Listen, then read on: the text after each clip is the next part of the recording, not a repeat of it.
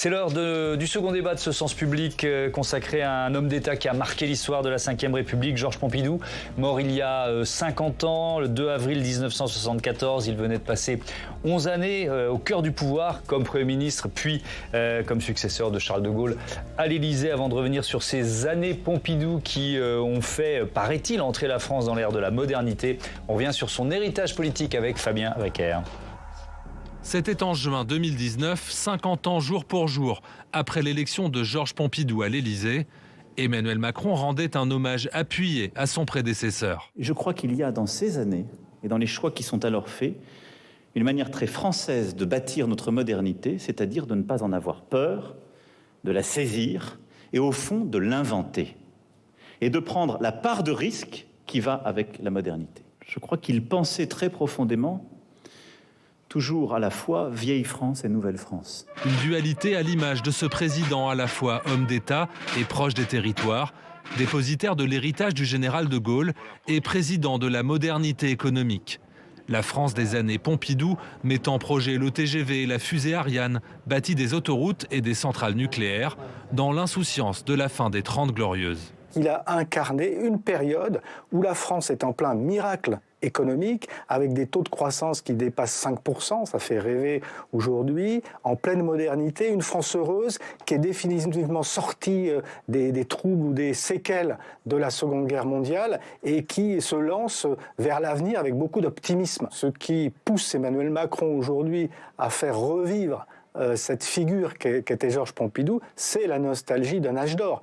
La nostalgie de cette époque de croissance, la nostalgie de la bagnole, comme il l'a dit dans une de ses interventions, d'une France heureuse qui peu à peu a disparu. Un âge d'or qui prendra fin avec les chocs pétroliers du mi-temps des années 70. Reste l'image d'un président parfois en avance sur son temps, défenseur du quinquennat contre l'avis de sa famille politique à l'époque. C'est aussi sous sa présidence qu'est né le tout premier ministère de l'Environnement.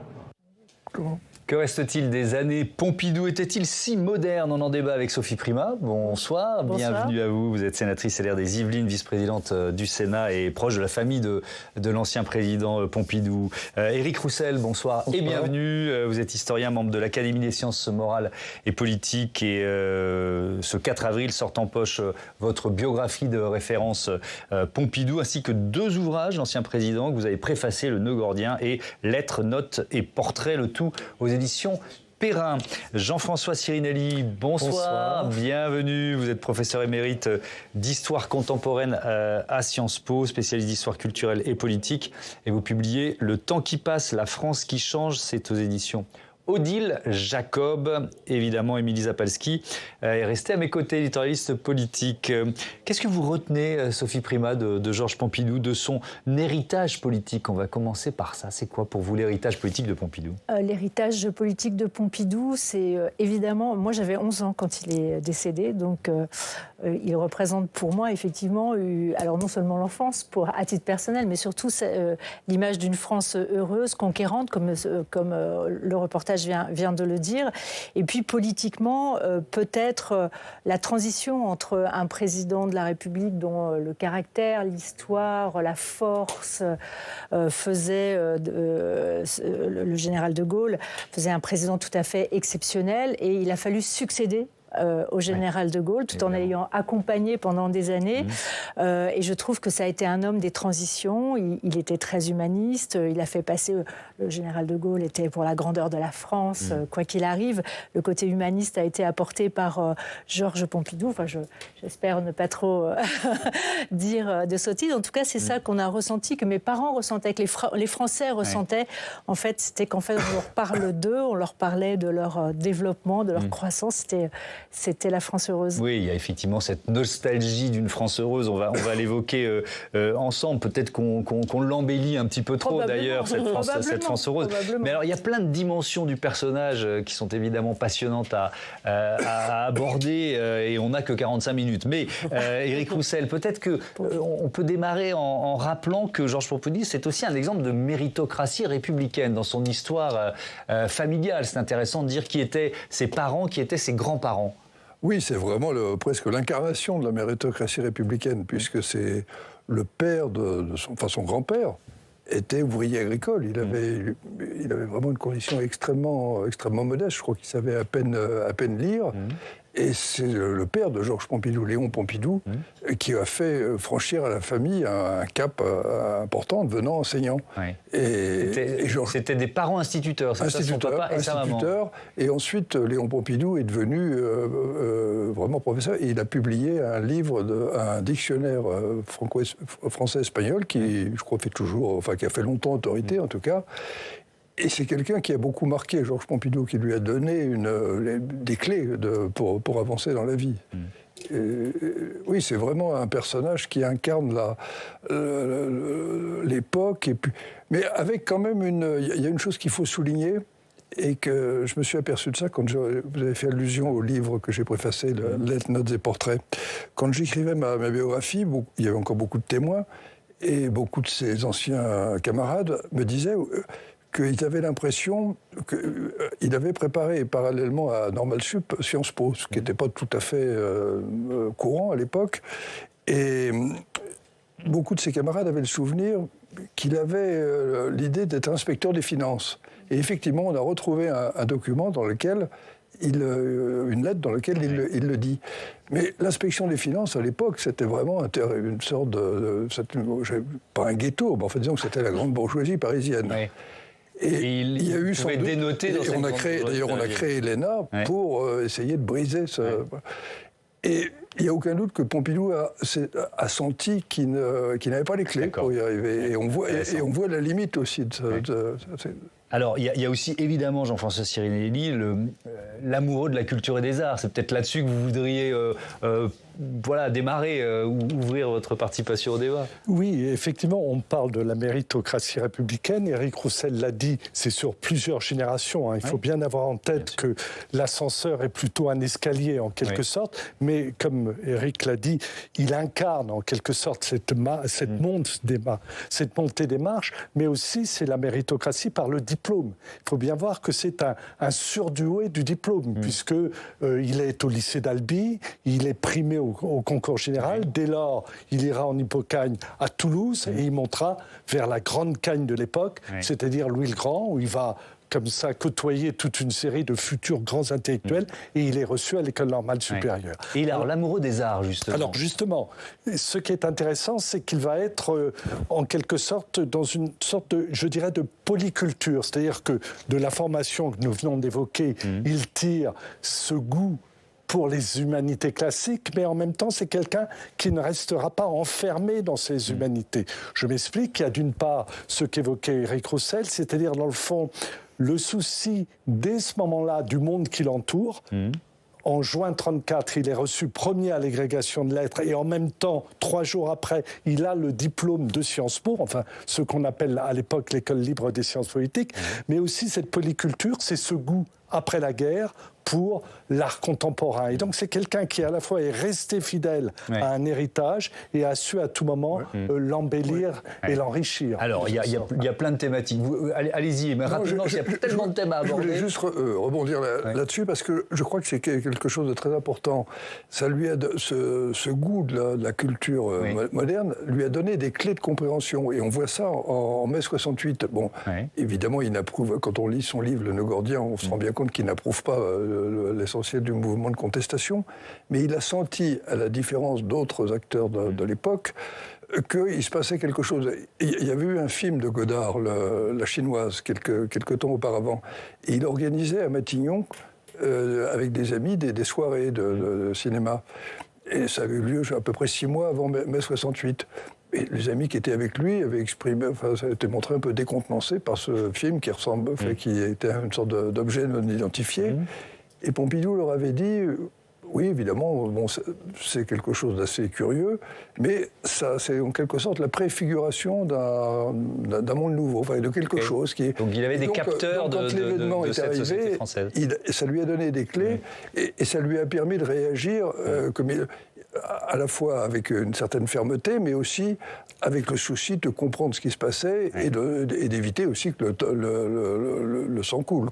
Alors parlons de sa conception du pouvoir, justement. Je propose une citation extraite de ce livre dont vous parliez, Le Nœud Gordien. « Gouverner, c'est contraindre. contraindre les individus à se plier à des règles dont chacune, à tout moment, va contre l'intérêt immédiat de tel ou tel. Les contraindre à payer les impôts, à donner à l'armée un temps de leur jeunesse et parfois leur vie. Gouverner, c'est faire prévaloir sans cesse l'intérêt général contre les intérêts particuliers. Donc ce livre, il a été publié après la mort de Georges Pompidou. Il est souvent considéré comme une sorte de testament politique. Est-ce que vous diriez, Sophie Primas, que le fait de, vous l'avez évoqué tout à l'heure, le fait de succéder finalement à un personnage aussi gigantesque que De Gaulle a aussi tracé un peu sa conception du pouvoir et ce qu'il, Georges Pompidou, voulait faire du pouvoir? Je pense qu'il voulait surtout, il me semble, continuer l'œuvre du général de Gaulle et mettre la France, ne pas faire de rupture. Il n'était pas l'homme d'une rupture. Il avait envie de continuer l'œuvre du général de Gaulle et d'avoir sa propre personnalité.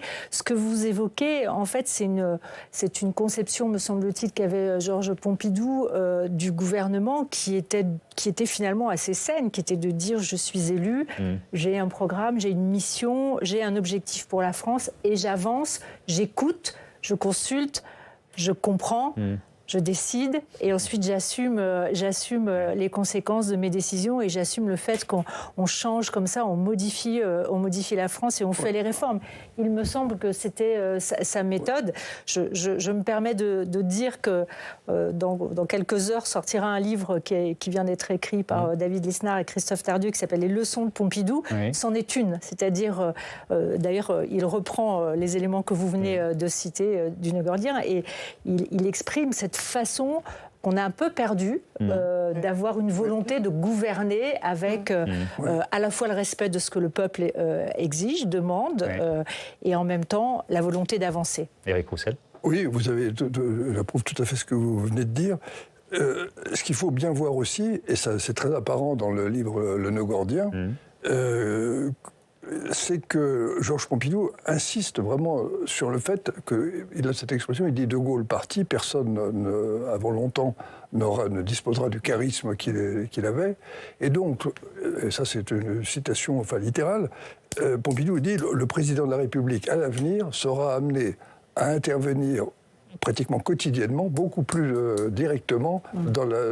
Donc Pompidou... Donc la présidentialisation de la Ve République, il y participe. C'est lui qui l'a théorisé. Et d'ailleurs, si Jacques Chaban-Delmas avait pu lire ce livre avant d'arriver au pouvoir, il n'aurait certainement pas fait le discours de Nouvelle Société en ne le communiquant pas.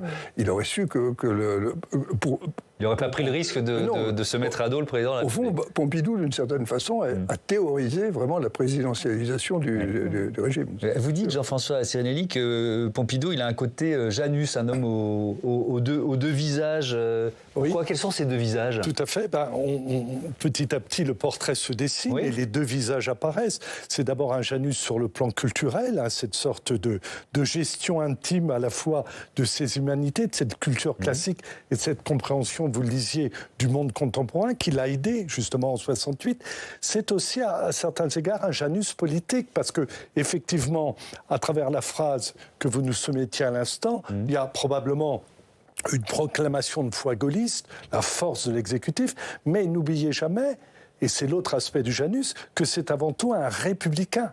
Quand il est jeune étudiant à Paris, il milite à la LORS. La LORS, c'est une association d'étudiants de républicains de gauche qui a été fondée et dirigée d'abord par Pierre Mendès France. Et il lui restera toujours ce fonds républicain. Or, le fonds républicain, c'est des droits et des devoirs. C'est la règle et le consentement à la règle. Donc, si vous voulez, il n'y a pas de contradiction. Et il reste porté par une sorte d'humanisme républicain qui, on le disait à l'instant, l'aidera à mieux comprendre mai 68. J'adore cette photo de lui qui est derrière vous, la clope au bec. Là, c'est vraiment l'époque aussi. Hein. On ne verrait plus aucun politique. Justement, sur son image, est-ce qu'il était soucieux de son image ? Comment il y avait la bagnole, il y a la cigarette, évidemment, c'est plus la même époque. Mais il y a ce côté discrétion, j'allais dire, parce qu'en effet, il passait après de Gaulle tellement charismatique, comme vous l'avez dit. Donc il joue une autre note. Il a compris qu'il fallait jouer d'autres notes pour être président et que c'était plus du tout la même chose, évidemment. Mais moi, ce qui m'intéresse, c'est le mot intérêt général, et de décider, même si on va à l'encontre de la vie de la population. On a l'impression qu'à notre époque, on ne peut plus le faire. Et moi, je me posais la question, est-ce que c'est parce qu'on a changé d'époque, le contexte, les gens ont appris et souhaitent participer davantage à la décision politique, économique, sociale, parce qu'ils sont plus habitués à faire ça, ils ont plus de connaissances? Est-ce que c'est aussi parce que le contexte dans lequel vivait Pompidou était quand même porteur, donc c'est plus facile au niveau économique notamment, c'est plus facile quand la croissance va, de prendre des décisions qui finalement relèvent pas trop de l'austérité. Moi, je me suis posé des questions, mais en tout cas, l'intérêt général, c'est une notion super importante. Justement, je reprends la main parce qu'on va en parler. Pardon de vous interrompre. On va en parler justement de ces années Pompidou, de la croissance. On disait avec une pointe de nostalgie, on s'en souvient. Je propose à Quentin Calmet de nous rejoindre tout de suite, puisque rebonsoir Quentin. Évidemment, Georges Pompidou a été président de la République en pleine période des 30 Glorieuses, et pendant son mandat, la France, elle accélère sa modernisation. Absolument, d'autant qu'il a été d'abord le Premier ministre de Charles de Gaulle de 1962 à 68, puis président de 69 jusqu'en 74. On est alors sur une période de forte croissance, chaque année entre 5 et 7% du PIB. Ça fait rêver. Voilà, imaginez ce que pourrait se dire Bruno Le Maire en voyant ces chiffres aujourd'hui. Dès les années 60, d'abord à Matignon puis à l'Élysée, Pompidou participe à l'élaboration de grands plans de construction en France. Des écoles, des logements. Il lance aussi une modernisation de l'agriculture, de l'industrie. Écoutez le président en 1972 lors de sa 7e conférence de presse. Chère vieille France, la bonne cuisine, les folies bergères, le gai Paris, la haute couture et de bonnes exportations, du cognac, du champagne et même du Bordeaux ou du Bourgogne. C'est terminé. La France a commencé et largement entamé une révolution industrielle. Aujourd'hui, elle est, par son agriculture, et par son industrie dans beaucoup de branches et dans beaucoup de domaines, compétitive sur le plan des prix et même souvent sur celui des techniques. Pas toujours, mais souvent. C'était un de ses mantras. Thomas expliquait que le développement de l'industrie, sa modernisation, eh bien, cela devait être le moteur pour faire avancer la France. Oui, alors j'avais promis une plongée dans les archives de la Ve République. On ne pouvait pas s'en empêcher. Il y avait un cheveu qui se baladait au-dessus du crâne de Georges Pompidou sur cette archive. C'est quand même assez savoureux. Alors, quelques exemples de cette modernité, Quentin. Lorsqu'il n'est que Premier ministre, il inaugure le premier tronçon du périphérique. Le chantier a été lancé en 1956. Il sera totalement terminé en 1973. Plus généralement, sous Pompidou, les autoroutes se multiplient. La A6 est ainsi inaugurée en 1970. Pompidou dit alors à propos de l'autoroute, elle a donné à l'homme la possibilité d'échapper au transport en commun, de partir quand il le veut et où il le veut. Elle lui a permis de retrouver la géographie de son pays et son histoire. Ainsi, en 62, lorsqu'il arrive au gouvernement, la France compte 77 km d'autoroute. En 6 ans, on verra la mise en service de 900 km, tandis que plus d'1 millier est mis en chantier. Et il y a évidemment d'autres innovations à mettre en avant pendant cette période.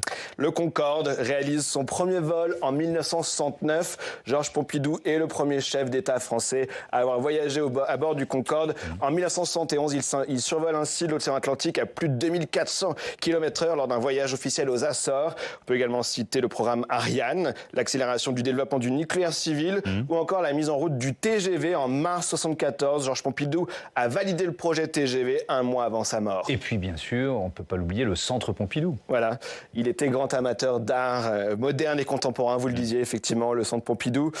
Bien au centre de Paris, Pompidou voulait un centre d'art moderne et contemporain avec des arts plastiques mêlés aux livres, avec des arts vivants aussi mélangés. On voit d'ailleurs la bibliothèque publique d'information, la BPI, qui est une très grande bibliothèque à Paris.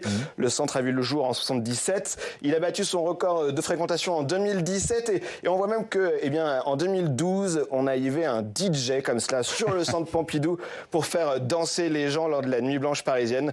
L'histoire ne dit pas s'il aurait approuvé un tel niveau de modernité, Thomas. Merci beaucoup, Quentin. La modernité, alors ça c'est un concept, on pourrait faire un devoir de philosophie là-dessus, mais on a titré notre débat comme ça. Est-ce qu'il était si moderne, d'après vous, Sophie Primas, Georges Pompidou? Il était tourné vers une évolution économique, industrielle, et en cela il était moderne. Imaginez dans ces années-là qu'il fallait avoir une souveraineté d'accès à l'espace en lançant Ariane, c'était quand même d'une modernité très osée.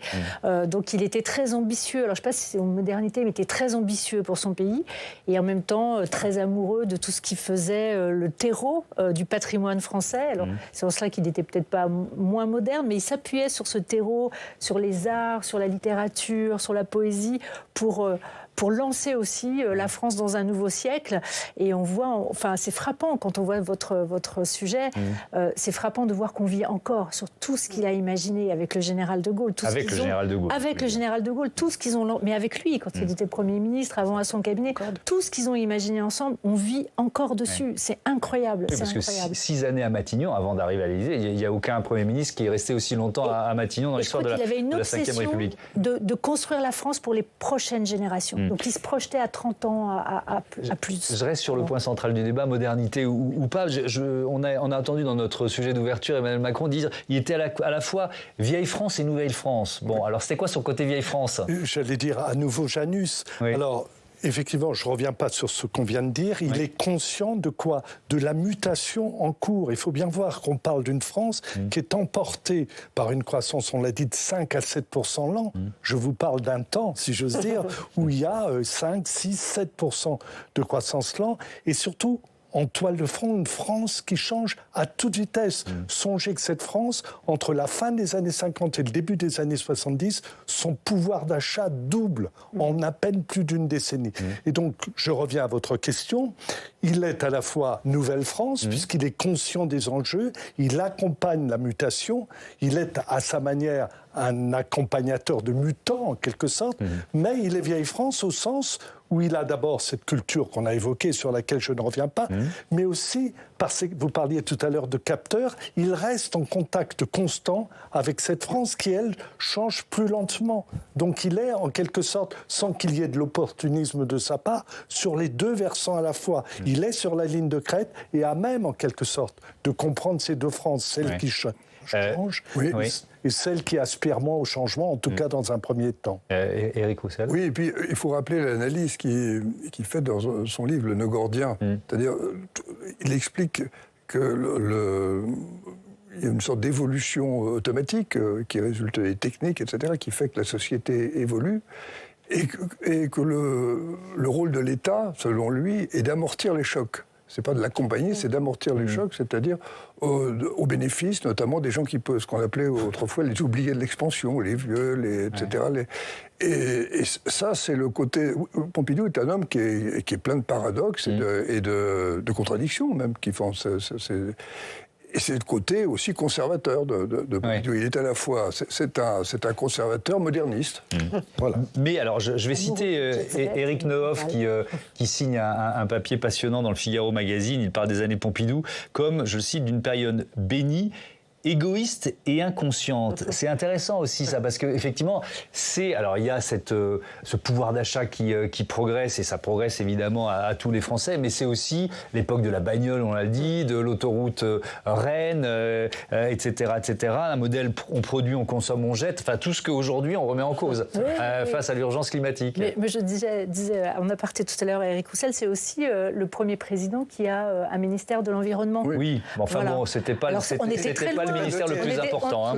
Non, c'était pas le ministère le plus important, mais le symbole est quand même là. Et vous avez raison, cette époque, elle correspond à l'époque, j'allais dire mondiale, de la consommation, de l'expansion et du pouvoir d'achat. Vous le disiez tout à l'heure. Tout d'un coup, les Français ont plus de pouvoir d'achat, donc ils consomment. Donc effectivement, on n'est pas dans les bons modèles aujourd'hui, mais c'est un progrès extrêmement important à l'époque pour les Français. Est-ce qu'il reste moderniste jusqu'à la fin de sa vie? Vous voyez ce que je veux dire, Éric Roussel? Ou est-ce qu'avec, je sais pas, l'âge, la maladie, ça évolue quand même? Il est certain que sous l'effet de la maladie, sa vision du monde est devenue plus pessimiste. J'ai rencontré un de ses amis qui l'avait assez bien défini, il m'avait dit... Au fond, avant la maladie, c'était un pessimiste gai.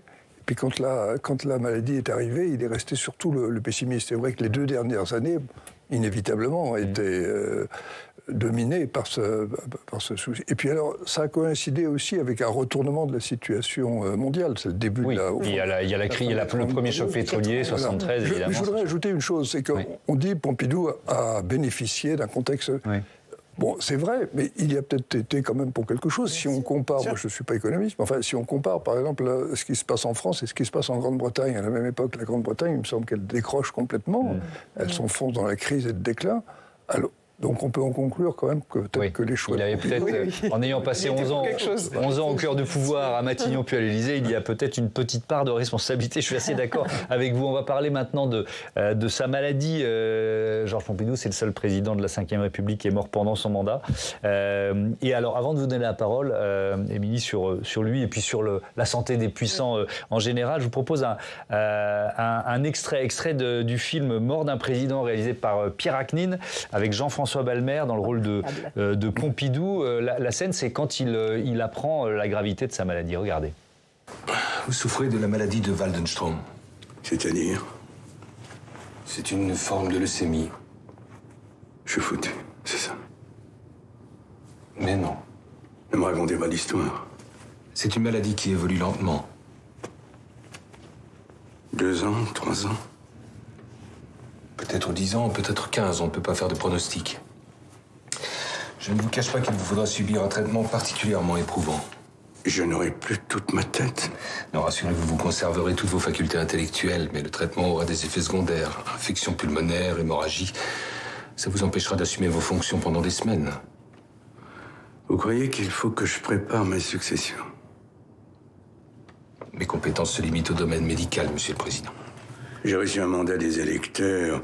Vous comprenez bien que je ne peux pas démissionner pour convenance personnelle. Pas un mot. Vous comprenez ? Tout ça doit rester entre nous. Ce n'est peut-être pas un secret d'État, mais c'est un secret qui concerne l'État. Un secret qui concerne l'État. Extrait donc de ce film Mort d'un président qui sera diffusé sur notre antenne dans le cadre d'une soirée spéciale Pompidou. Notez bien, c'est le samedi 6 avril à partir de 21h. Il y aura un documentaire d'abord, ensuite ce film et enfin un numéro spécial de l'émission de Guillaume Durand au Bonheur des Livres. Alors, Émilie, ce secret, il est resté gardé jusqu'à la mort. Oui, et je vous demande d'imaginer une autre scène. Une partie des Français devant L'Homme de Kiev, un film que diffuse la 2e chaîne de l'ORTF. Un flash spécial apparaît. Nous interrompons ce film. Le président de la République est mort, annonce un journaliste citant un communiqué du secrétariat général de la République. Alors c'est le choc. Dans l'émission spéciale qui suit, c'est Léon Zitrone qui résume finalement la situation. Ce qui s'est passé aujourd'hui, nul ne s'y attendait. Nous, pas plus que les autres. Une mort donc brutale pour tous les Français. C'est ce que souligne la une du lendemain de François qu'on voit s'afficher. Oui, effectivement, il y a ce terme brutal. Alors le sujet de la maladie, on va y revenir sur Georges Pompidou, mais je laisse Émilie continuer parce que au-delà de la personnalité, de la personne de Pompidou, on peut dire que c'est un sujet difficile, compliqué pour tous les présidents. Oui, c'est compliqué parce qu'il y a une difficile frontière entre le droit de savoir pour la population, évidemment, et le respect du secret médical pour les hommes que sont les présidents. Les Français sont assez ambivalents sur le sujet. Ils souhaitent la transparence, mais ils détestent trop d'indiscrétions sur le sujet. La santé est considérée comme personnelle et intime. D'autres, après Georges Pompidou, ne seront pas bien plus clairs sur leur état de santé. Je parle des présidents.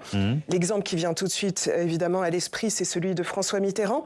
Son diagnostic est posé dès la première année de son mandat. S'en suivront pendant plus de 10 ans des bulletins de santé qui sont plutôt positifs, donc qui sont plutôt mensongers, jusqu'à l'annonce de sa maladie, en septembre 92 seulement. Et après sa mort, pour expliquer jusqu'où ça va, en 96, son médecin révèle le grand secret dans un livre, qui s'appelle d'ailleurs Le Grand Secret.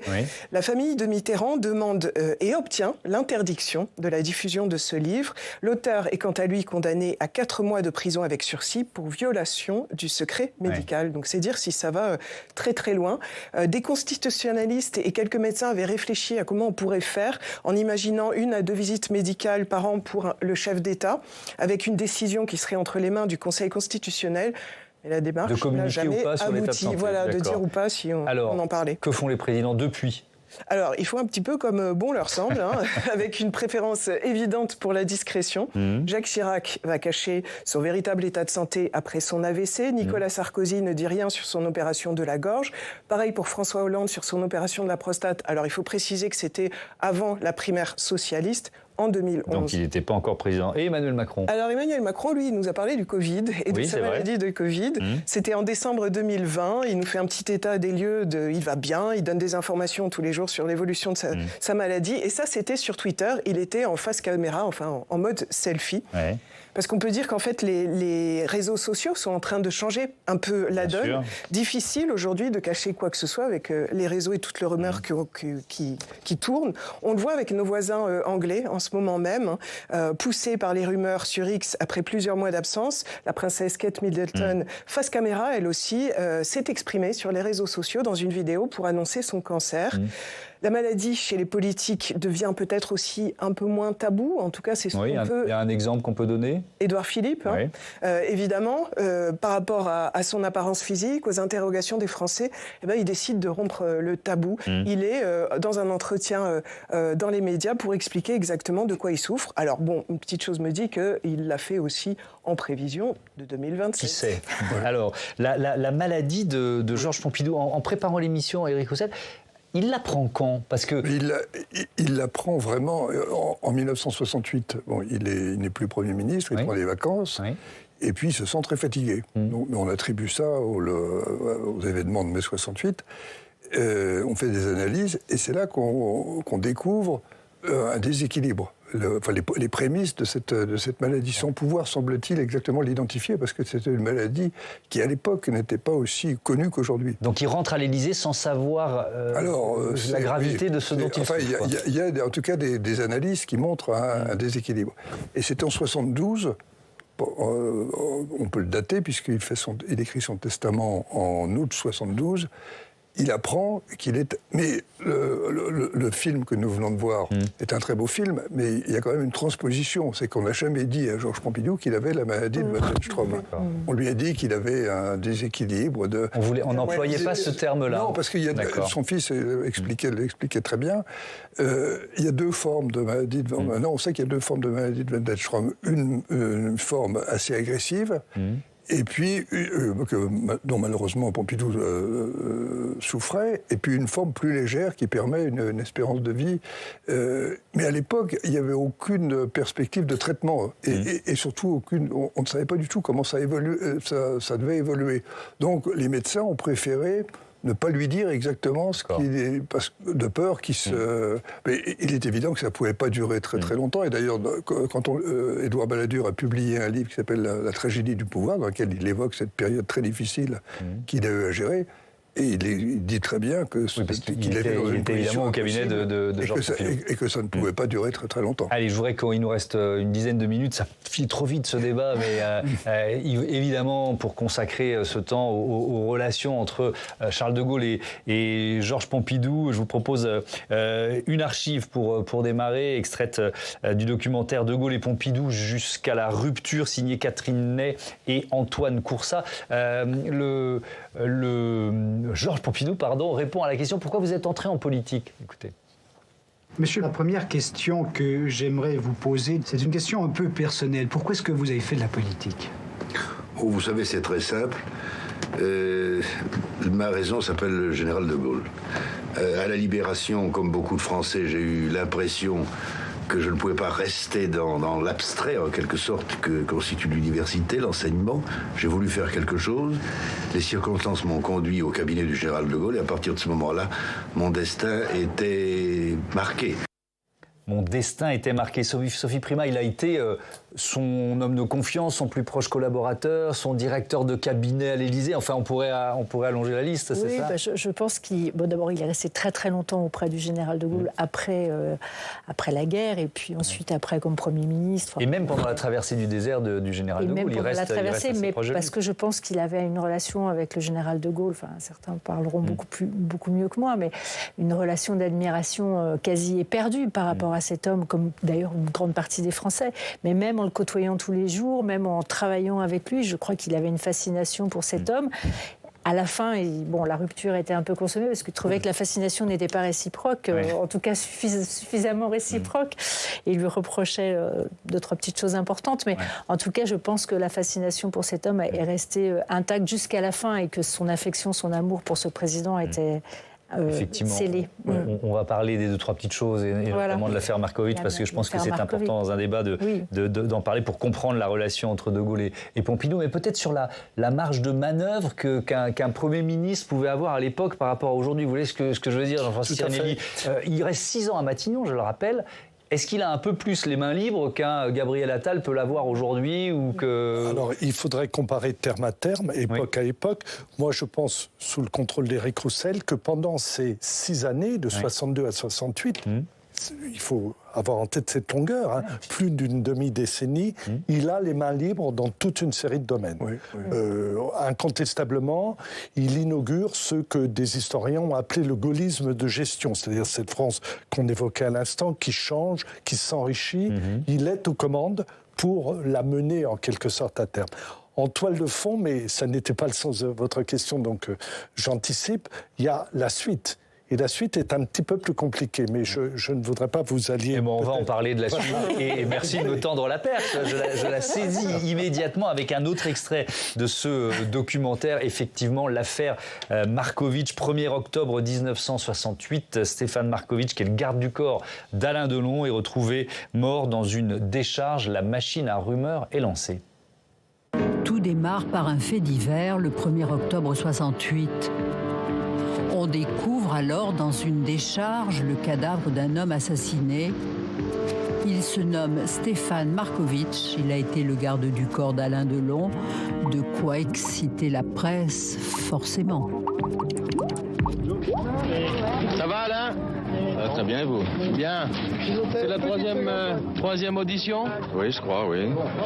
Si je me souviens bien, ça doit être la 3e, oui. Des rumeurs de drogue, de chantage, de soirées libertines commencent à courir. Des journaux évoquent la participation à ces soirées de l'épouse d'un ancien ministre, une grande blonde, surnommée Madame Premier. Des photos circulent sous le manteau. Markovitch aurait été tué parce qu'il en savait trop, suggèrent certains. On sentait bien qu'il y avait du sordide. On sentait bien que les photos étaient montées, mais la rumeur, vous savez, la rumeur était partie. On avait toujours un voisin à table qui vous disait « je sais des choses » par quelqu'un de sûr. C'était odieux, c'était absolument odieux. La voix off, la voix de Catherine Ney, évidemment, co-autrice de ce doc avec Antoine Coursat, sera diffusée samedi 6 avril, 21h sur notre antenne. Éric Roussel, comment réagit De Gaulle ? C'est important de raconter comment ça se passe face à cette rumeur. Pour comprendre sa réaction, il faut rappeler aussi que il y a déjà eu quand même une pré-rupture, en quelque sorte. Déjà en 65, c'est le premier accroc, en quelque sorte. Pompidou apprend l'intention du général de se représenter en même temps que les Français. Ouais. Et peu de temps auparavant, le général l'a fait venir et lui a dit « Vous savez, je ne sais pas si je me représenterai, mais pour tout vous dire, si je ne me représente pas, je désignerai un successeur.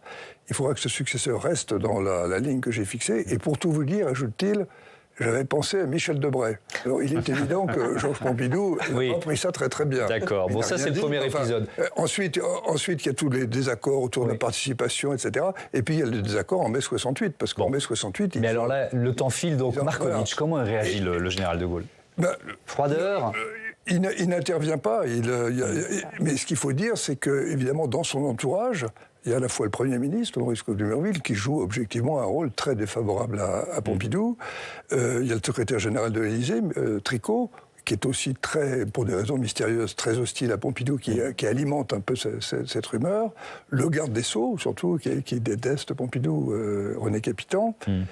Et tout ça fait que le général, et dans le livre d'ailleurs excellent qu'Hervé Gattegno a consacré à l'affaire Markovitch, il montre très bien comment ces trois personnages ont présenté au général de Gaulle une version de l'affaire délibérément accablante pour Pompidou. Donc on comprend mieux, si vous voulez, la réserve.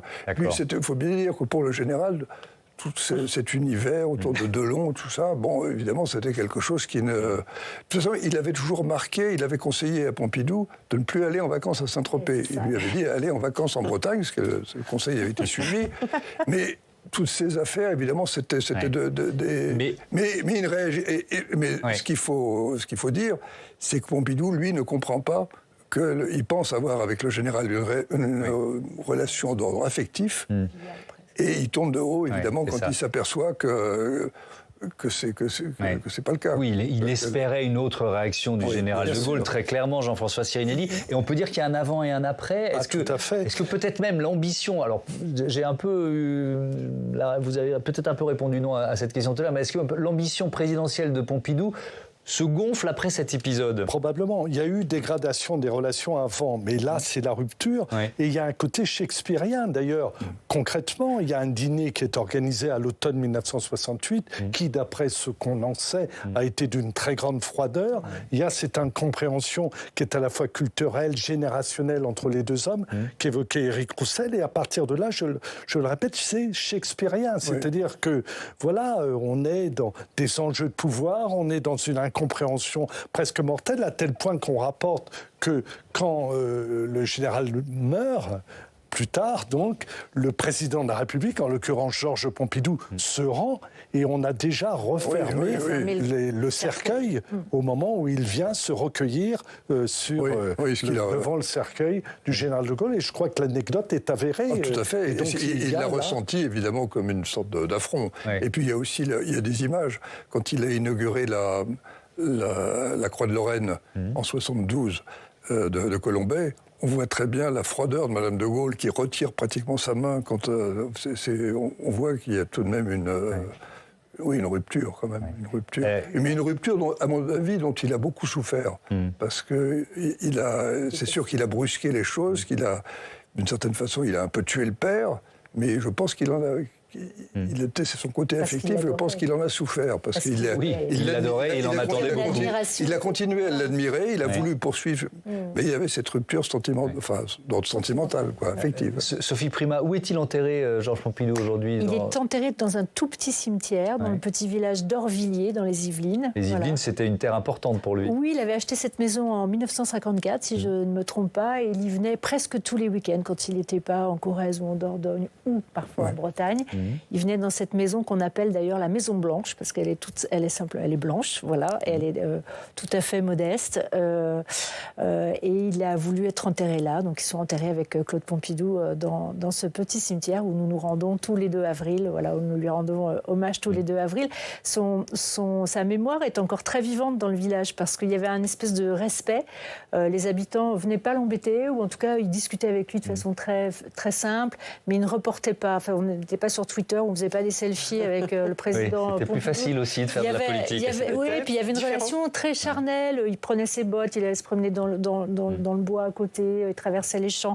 Enfin, il était très facile d'accès et les gens respectaient en fait ce président qu'il vénérait. Évidemment, à Orvilliers, il est vénéré. Merci beaucoup. Merci à tous d'avoir participé à cette émission. J'ai rappelé les titres de vos livres. Éric Roussel, alors, votre biographie de Georges Pompidou, elle sort en poche aux éditions Perrin. Et puis, il y a aussi, c'est le 4 avril, puis il y a aussi les livres écrits par Georges Pompidou, dont vous avez signé des préfaces. Jean-François Sirinelli, Le temps qui passe, La France qui change, c'est publié aux éditions Odile Jacob. Et puis, n'oubliez pas notre soirée spéciale Pompidou, 6 avril à partir de 21h. Donc, je le répète, documentaire de Catherine Ney, Antoine Coursat. Ensuite, le film de Pierre Acnine, Mort d'un président. Et puis, un numéro spécial de l'émission de Guillaume Durand au bonheur des livres. Soyez là le 6 avril. Merci encore une fois. Merci à tous. À demain pour un nouveau numéro de Sens Public. Et puis, notez que l'invité de la matinale demain, Oriane Mancini, reçoit Adrien Quatennens, le député LFI du Nord. Bonne soirée.